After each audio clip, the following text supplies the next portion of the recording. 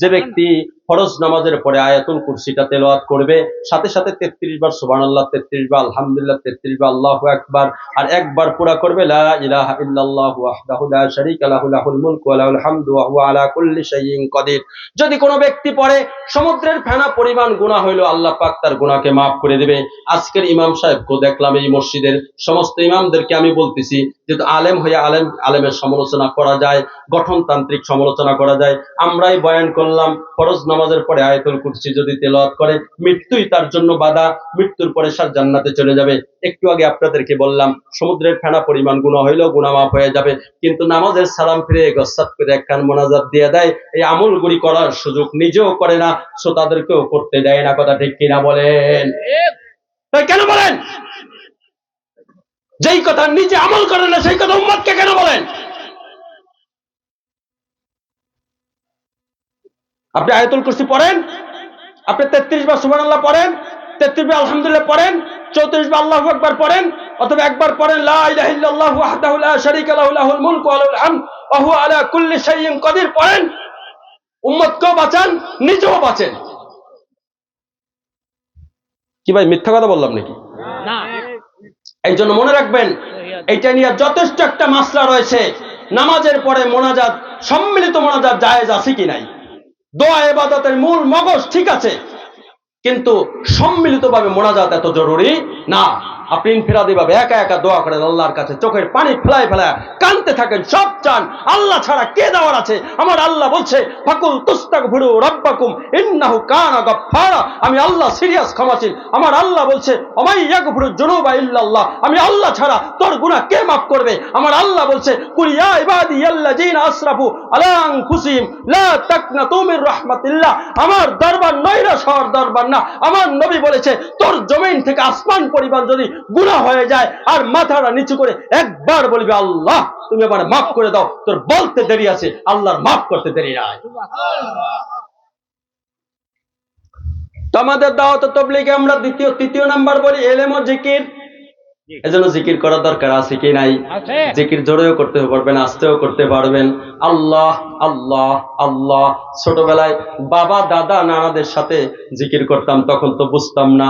আল্লাহ আল্লাহ আল্লাহ আল্লাহ আল্লাহ আল্লাহ আল্লাহ আল্লাহ। বাবারে এই জিকিরটা ইসমে আজম। ইসমে আজম পড়ে যদি কোনো ব্যক্তি কোনো দোয়া করে তার দোয়া কবুল হয়, বলেন সুবহানাল্লাহ। অথচ আমরা এই জিকিরকে আমরা ছেড়ে দিয়েছি। আমরা জিকির আস্তে করব না জোরে করব, এই গবেষণা করতে করতে জিকির আর আমাদের ভাগ্যে জোটে না। কথা ঠিক কিনা বলেন?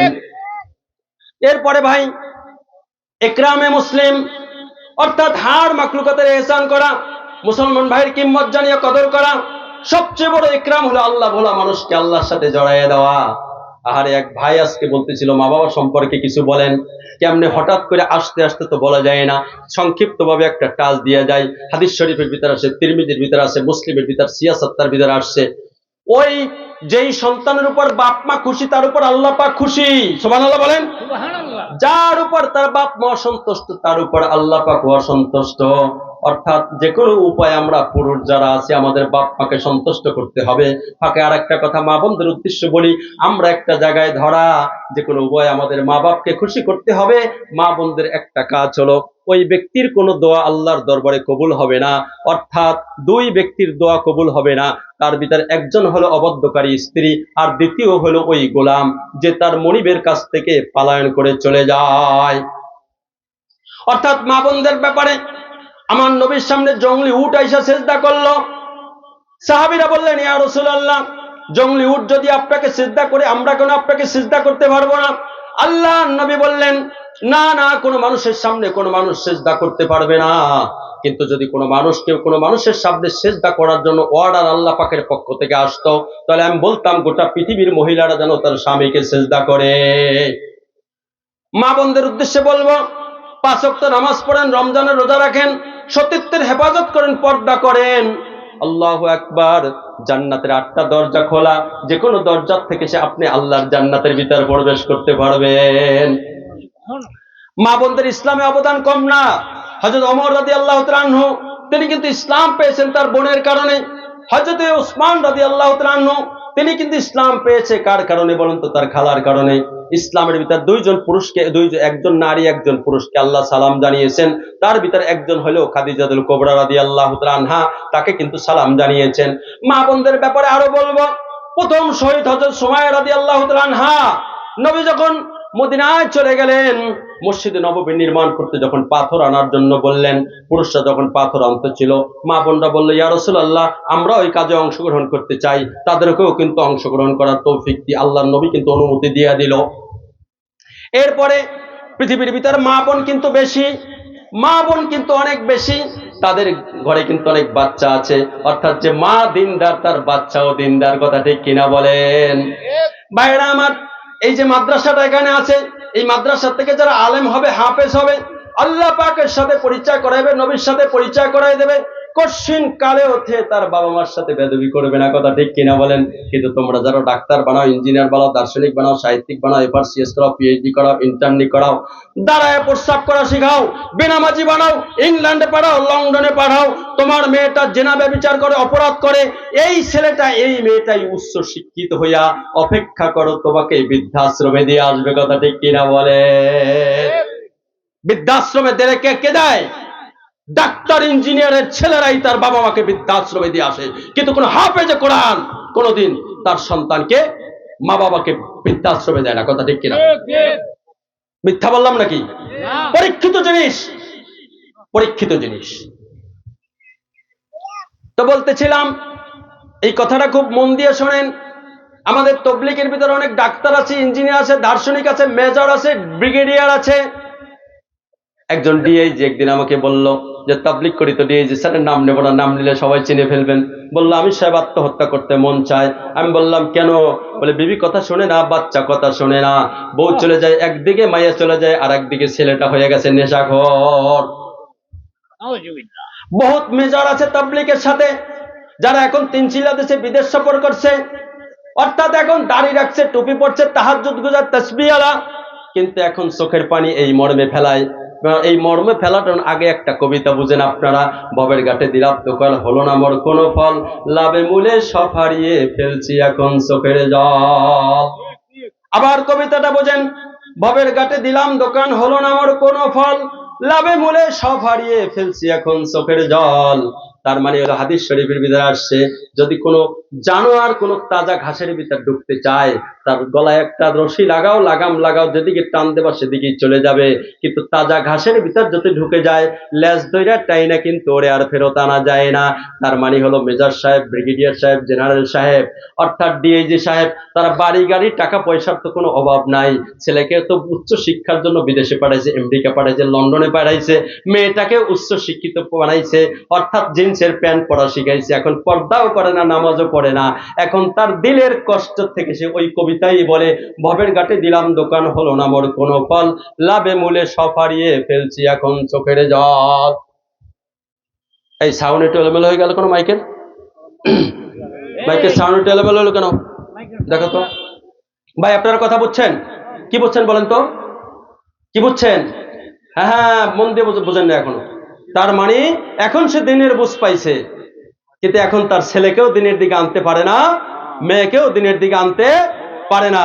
তাই এখন গান গাইতেছে, ভবের ঘাটে দিলাম দোকান, হলো না মোর কোনো ফল, লাভে মূলে সব হারিয়ে ফেলছি এখন চোখের জল। কারণ ও তো এখন বুঝছে যে এই মেয়েটাই আমাকে কাল কিয়ামতের ময়দানে জাহান্নামের টান বাজাবে, কথা ঠিক কিনা বলে? এই জন্য কোন দায়ুসের রাখাল জান্নাতি হইতে পারবে না। দায়ুস মানে বেপারতা মহিলা। ওই বেপারতা মহিলা তার ভাইকে জাহান্নামে নেবে, স্বামীকে জাহান্নামে নেবে, বাবাকে জাহান্নামে নেবে, বড় ছেলেকে জাহান্নামে নেবে। এই জন্য এখান থেকে আদা করতে হবে, আমি আমার বোনকে পর্দা করার নিয়ত করলাম, মাকে পর্দা করার নিয়ত করলাম, স্ত্রীকে পর্দা করার নিয়ত করলাম। আমি দায়ুসের রাখাল হইতে চাই না। কে কে রাজি আছেন? নারায়ে তাকবীর, নারায়ে তাকবীর। আস্তে করে আওয়াজ দিয়ে বলেন, এবার আমার সাথে ওয়াদা দিতে হবে যে হুজুর আপনার সাথে কথা দিয়ে গেলাম, অন্তত পক্ষে আওয়াজটা আমি পৌঁছাবো যে মা তুমি বোরকা পড়ো, বোন তুমি বোরকা পড়ো, স্ত্রী তুমি বোরকা পড়ো। কারণ তুমি যখন সমাজে অর্ধ উলঙ্গ অবস্থায় চলো, তুমি শুধু একা গুনাহগার হও না, আমাদেরকে সবাইকে তুমি গুনাহগার বানাও, ঠিক কিনা বলেন? ও মা, যখন আল্লাহ পাকের পক্ষ থেকে ঘোষণা আসবে, অমতা ঝুলিয়া ওমাইয়ুহাল মুজরিমুন, অপরাধীরা আজকে আমার নেককারদের কাতার থেকে আলাদা হয়ে যাও, তুমিও তো তাদের ভিতরে একজন, তোমাকেও তো কবরে যাইতে হবে, আমাকেও তো কবরে যাইতে হবে, তোমাকেও আল্লাহর দরবারে দাঁড়াইতে হবে, আমাকেও আল্লাহর দরবারে দাঁড়াইতে হবে। আমাদের বরিশাল অঞ্চলে আছে, লঞ্চে যখন একটু তুফান লাড়া দেয় তখনই মা বোন কান্না শুরু করে দেয়। কোথাও যখন সাইক্লোন শুরু হয়ে যায়, টর্নেডো শুরু হয়ে যায়, ভূমিকম্প শুরু হয়ে যায়, সাথে সাথে বাসার থেকে নাইমে দৌড়ে নাইমা সবাই যান বাঁচাইতে চায়। অর্থাৎ কিন্তু বাঁচার কোনো উপায় নেই, আল্লাহ যখন ধরে নিয়ে যাবে কিন্তু আর কিন্তু কেউ থাকতে পারবে না, ঠিক কিনা বলেন? তা মা বোনদের হিসাব আছে কি নাই? পুরুষের হিসাব আছে কি নাই? মা বোনদেরও জাহান্নাম থেকে বাঁচতে হবে কিনা? এই জন্য পরীক্ষিত ভাবে আমরা পরীক্ষা করে দেখেছি, যেই ঘরের মা বোন দিনদার হয় ওর ঘরের থেকে দিনদার সন্তান পয়দা হয়, যেই মা নাস্তিক হয় ওর সন্তানগুলিও সব নাস্তিক হয়, কথা ঠিক কিনা বলেন? এই জন্য সবাই একবার পড়েন লা ইলাহা ইল্লাল্লাহু মুহাম্মাদুর রাসূলুল্লাহ। এই জায়গাও একটু আলোচনা আছে। লা ইলাহা ইল্লাল্লাহ অর্থাৎ দেখানো যায় না, মুহাম্মাদুর রাসূলুল্লাহ লুকানো যায় না। আবার ভালো করে বোঝেন, লা ইলাহা ইল্লাল্লাহ ঈমান, এটা দেখানো যায় না। মুহাম্মাদুর রাসূলুল্লাহ এটা কিন্তু সুন্নাত, এটা কিন্তু লুকানো যায় না। অর্থাৎ ঈমান আর ইসলাম কিন্তু ভিন্ন জিনিস। ঈমান যার যত ভালো, ইসলাম তার তত সুন্দর, কথা বলেন না কেন? যার ঈমান ভালো তার ইসলাম সুন্দর। তার মানে হলো কি, আল্লাহর নবীর কাছে প্রশ্ন করা হয়েছে সবচেয়ে বড় আল্লাহওয়ালা কারা? আল্লাহর নবী বললেন পরিপূর্ণ সুন্নাতওয়ালা যারা, পরিপূর্ণ আল্লাহওয়ালা তারা। আল্লাহর নবী বললেন পরিপূর্ণ সুন্নাতওয়ালা যারা, পরিপূর্ণ আল্লাহওয়ালা তারা। আল্লাহর নবী বললেন মান আহাব্বা সুন্নতি ফাকাদ আহাব্বানি ওয়া মান আহাব্বানি কানা মাই ফিল জান্নাহ, যে আমার সুন্নাতকে মহব্বত করলো সেজন্য আমাকেই মহব্বত করলো, আর যে আমাকে মহব্বত করলো সে আমার সাথেই জান্নাতের ভিতরে থাকবে। বলুন সুবহানাল্লাহ। অর্থাৎ নবী আমার বলেন আমাকে মানে যারা জান্নাতে যাবে তারা, আমাকে মানে না যারা জান্নাতে যাবে না তারা। আল্লাহর নবীর সাহাবী প্রশ্ন করলেন ইয়া রাসূলুল্লাহ আপনাকে মানে কারা, আপনাকে মানে না কারা? আল্লাহর নবীর সাহাবী বললেন, আল্লাহর নবী বললেন আমার সুন্নাত তরিকায় চলে যারা আমাকে মানে তারা, আমাকে মানে যারা জান্নাতে যাবে তারা, আমার সুন্নাত তরিকায় চলে না যারা আমাকে মানে না তারা, আমাকে মানে না যারা জান্নাতে যাবে না তারা। হাদিসটা কি জটিল না? জটিল না? আবার বলেন তো সবাই, জটিল না? কেন দাঁড়িয়ে রাখতে পারতেছেন না? কেন? বিবির মহব্বতে, বন্ধুর মহব্বতে, চাকরির মহব্বতে? কেন? তুমি রোনালদোকে ভালোবাসো, মেসিকে ভালোবাসো, জেনেদিন জিদানকে ভালোবাসো, তার মতো জার্সি গায়ে দাও, তার দেশের পতাকা তোমার বাড়ির ছাদে বিশ্বকাপের সময় ওড়ে। কিন্তু নবী আমার বলেছে ওয়াকাল রাসূল ইয়া রাব্বি ইন্না কওমি ইত্তাখাযু হাযাল কুরআনা মাহজুরা, এটা সূরা ফুরকানে আসছে, এটা কোরআনের আয়াত। অর্থাৎ কিয়ামতের ময়দানে নবী যেখানে মানুষকে সুপারিশ করে জান্নাতে পাঠাবে সেইখানে নবী দাঁড়ায় যাবে, আল্লাহ আমার কওমের লোক ছিল কিন্তু আমার অনুসরণ করে নাই। আল্লাহর কোরআন দাঁড়িয়ে যাবে, আমাকে পিছনে ফেলে রাখছে, অর্থাৎ আমাকে সামনে রাখে নাই। নবী যদি বৃদ্ধ দাঁড়িয়ে যায়, কোরআন যদি বিরুদ্ধে দাঁড়িয়ে যায়, জান্নাতে যাওয়া যাবে? এই জন্য রাসূল কারীম সাল্লাল্লাহু আলাইহি সাল্লাম বলছে যে হালি তোমার দ্বারা যদি একটা মানুষের দিনের বুঝ পায় যায় এইটা তোমার নাজাতের জন্য যথেষ্ট হয়ে যাবে। এবার বলেন আমার এই বয়ানের দ্বারা এমন কোন ভাইয়ের দিল কি কে পড়ছে আমি আল্লাহর রাজি খুশির জন্য, যেখানে আল্লাহ বলছে কুল ইন কুনতুম তুহিব্বুনাল্লাহ ফাত্তাবিউনি ইউহিব্বুকুমুল্লাহ ওয়া ইয়াগফির লাকুম যুনুবাকুম ওয়াল্লাহু গফুরুর রহিম। নবী আপনি জানাই দেন কোন ব্যক্তি যদি আমি আল্লাহকে পেতে চায় সেজন্য আপনার অনুকরণ করে, আপনার অনুকরণ করলেই সে আমাকে পেয়ে যাবে। কোন ব্যক্তির ভিতরে হৃদয় একটু লাড়া দিছে কিনা যে আমি নবীর সুন্নাতের উপরে এখন থেকে আর দাড়ি কাটবো না? কোন যুবক তৈরি হয়েছে ইনশাআল্লাহ? আল্লাহু আকবার, আল্লাহ অনেক অনেক, আলহামদুলিল্লাহ, আল্লাহ তুমি কবুল করো। আল্লাহ নামান হাত নামা।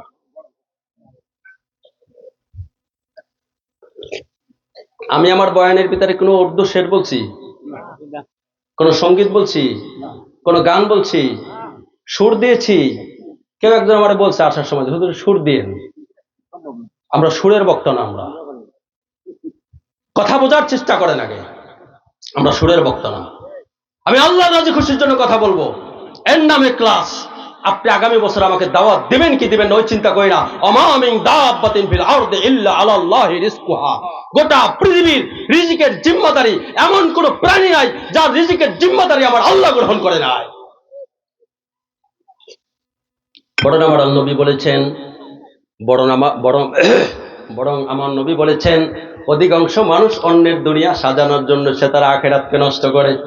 তার মানে একটা লোক নামাজ পড়ে না, একটা লোক ওজনে কম দেয়, একটা লোক সুদ খায়, একটা লোক ঘুষ খায়, একটা লোক দেখবেন বেগম পাড়ায় বাড়ি করে অবৈধ সম্পদ লুণ্ঠন কইরা। কিন্তু দেখা যায় আল্লাহর নবী বলেছে, অধিকাংশ মানুষ অন্যের দুনিয়া সাজানোর জন্য সে তার আখিরাতকে নষ্ট করে। আমার যে বন্ধুরা আমার নিয়ে আসছেন এখানে, আপনাদের উদ্দেশ্যে কথাটা বলি। মনে করেন জোহরের নামাজ চলতেছে, আপনি নামাজ না পড়ে ব্যবসা করতেছেন, কিন্তু বেচা কিনা করলে 200 টাকা লাভ হবে, কিন্তু 200 টাকার ভাগিদার কে হলো? আপনার স্ত্রী হলো, আপনার সন্তান হলো, আপনার আত্মীয় স্বজন হলো। কিন্তু আপনি যে নামাজ পড়লেন না, আপনি আসামি তো কিয়ামতের ময়দানে আপনি নিজেই হয়ে গেলেন। তো আপনাকে দিয়া সবাই আপনারা বুঝতে পারছেন কি পারছেন না? কি বলেন? মন্ত্রী মিনিস্টাররা খুব বুদ্ধিমান, কি কন? সাফান সাফা দেন না, সাফান সাফা বোঝেন তো? আমার নবী বলেছে যে আমার দাড়ির উপরে পোজ দেয় সে যেন আমি তাজা কলিজার উপরে পোজ দেয়। নবীর তাজা তাজা কলিজা পোজ দিবেন এখন থেকে? আপনারা পোজ দিবেন? পোজ দিবেন? সাফান সাফার বাচ্চারা এইটা বুঝছে, বেগম পাড়ায় বাড়ি বানাইলে পরবর্তী ঠিকানা সেইটা হবে, কিন্তু এইটা বুঝে নাই যেখানে আল্লাহ তাআলা সূরা আল হাক্কার ভিতরে আল্লাহ তাআলা বলছে, কুলু ওয়াশরাবু হানিয়াম বিমা আসলাফতুম ফিল আইয়ামিল খালিয়া। আল্লাহ বলছে খাও পান করো তৃপ্তি সহকারে সেই আমলের বিনিময় যা তোমরা দুনিয়াতে বসে আগে পাঠাইছো। বুঝছেন আয়াত? আল্লাহ বলবেন জান্নাতীদেরকে বলবেন, তোমরা খাও পান করো তৃপ্তি সহকারে সেই আমলের বিনিময় যা তোমরা দুনিয়াতে বসে আগে পাঠায় দিস। ভালো করে বুঝেন, তোমরা ভালো করে বোঝো বন্ধুরা। বউবাজারে গেছি, আমার বউবাজারের লোকের আমার দাওয়াত দিনে চলো ওকে বোঝানোর জন্য, আপনারা বুঝবেন। গরু গোশ সিনার গোশ সামনে ঝুলতেছি, ফল ফুরুর সামনে দেখতেছি, বড় বড় মাছ দেখতেছি, পকেটে টাকা নাই। আপনারা বলেন কেনা যাবে? সবাই বলেন কেনা যাবে? আল্লাহ কি বললেন? খাও পান করো তৃপ্তি সহকারে সেই আমলের বিনিময় যা তোমরা দুনিয়াতে বসে আগে পাঠায় দিস। তো বাংলাদেশে চলে টাকা, ভারতে চলে রুপি, কোথাও চলে দিনার, কোথাও চলে দিরহাম, কোথাও চলে ডলার। কিন্তু মৃত্যুর পরে টাকা পয়সা দিনার দিরহাম ডলার কিছুই থাকবে না, থাকবে নেকি। যার নেকি আছে সেই তো জান্নাতে নাজ নিয়ামত ভোগ করতে পারবে, যার নেকি নাই সে আবার কিসের নাজ নিয়ামত পাবে? কথা ঠিক কিনা বলে? অপ্রাসঙ্গিক ভাবে একটা কথা বলে যাই, যাতে সময় আমার ফুরিয়ে গেছে, হুজুর হয়তো এখনই চলে আসবে। অপ্রাসঙ্গিক ভাবে আমাদের সমাজের হুজুর আইছে ভাই মাফ করে না, আমি খেয়ালি করি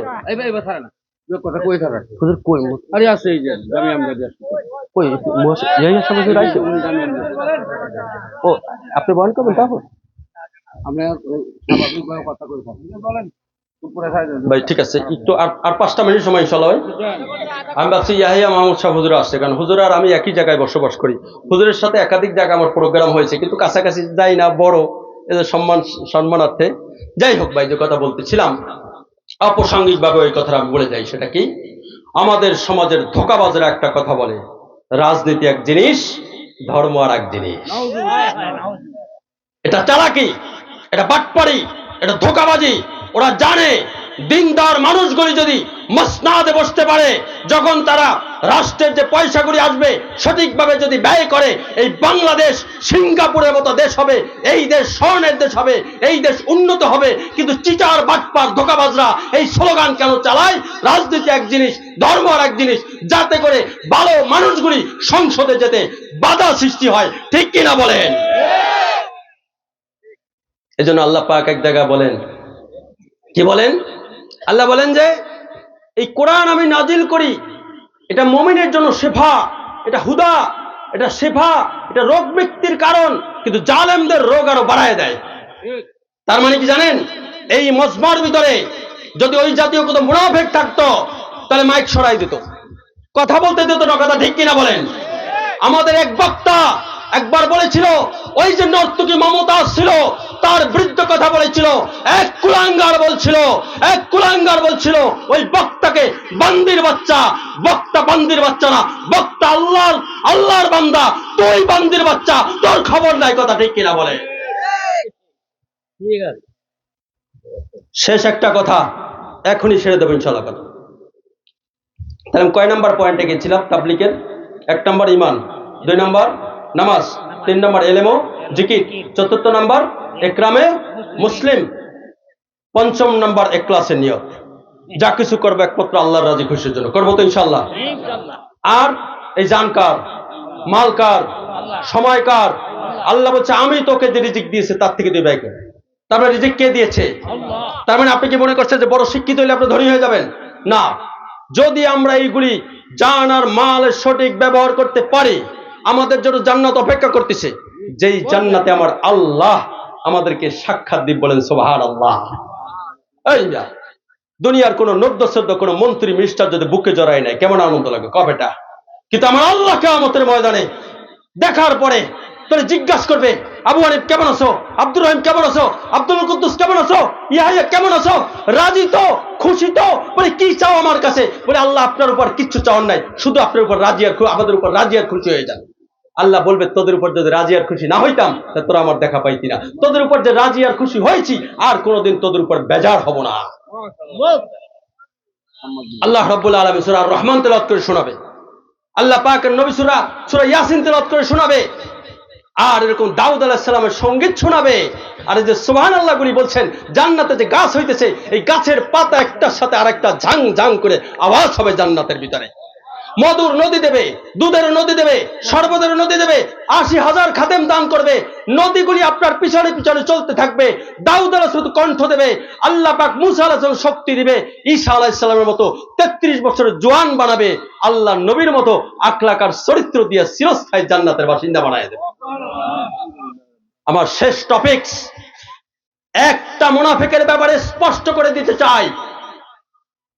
এই যে আমাদের শরীফ ওসমান হাদি ভাইকে যে শহীদ করে দিল, কি নাম জানি ওর, ফয়সাল, না না কিলার ফয়সাল, আরো অন্যভাবে, তোর জন্য আমি একটা সুসংবাদ দিতে চাই, তোর জন্য আমি একটা সুসংবাদ দিতে চাই। তুই এখন আত্মসমর্পণ কর, ফাঁসির মঞ্চে চড়ে যা, তওবা ইস্তেগফার কর। যদি দুনিয়াতে বৈশা এই শাস্তি তুই নিয়ে নিতে পারিস, তাই আমার আল্লাহ ওয়াসিকে মাফ করেছে, হিন্দাকে মাফ করেছে, ইকরামাকে মাফ করেছে, আবু সুফিয়ান নবীর বিরুদ্ধে অনেকবার দাঁড়িয়েছে, তাকেও মাফ করেছে, তোকেও আল্লাহ মাফ করবে। এই সুসংবাদ তোর জন্য দিয়ে গেলাম। আর এই খুনি ফয়সাল ওর বাপটা দেখবেন বুড়া বয়স 56 ঠিক কিনা বলেন? আর একটা কথা বলে চাই, যেইখান থেকে এই বীজ তৈরি হয়েছে সেই বীজগুলির অভিভাবকদেরকে জানিয়ে দিতে চাই, 92% এই মুসলমানের দেশে নাস্তিক মোর্তাদের পক্ষ নিয়ে যদি এখনো চলতে চাও, তোদের লাশ ঠিকানা, লাশ ডেস্টিনেশন আল্লাহর জাহান্নাম হবে, আল্লাহর জাহান্নাম হবে, আল্লাহর জাহান্নাম হবে। আর যদি এখনো তওবা করে আসতে পারিস, আমার আল্লাহ তোদেরকে ক্ষমা করবে, এই দোয়াই তোদের জন্য করে গেলাম। আসসালামু আলাইকুম ওয়া রাহমাতুল্লাহি ওয়া বারাকাতুহু। ওয়া আলাইকুম আসসালাম ওয়া রাহমাতুল্লাহি।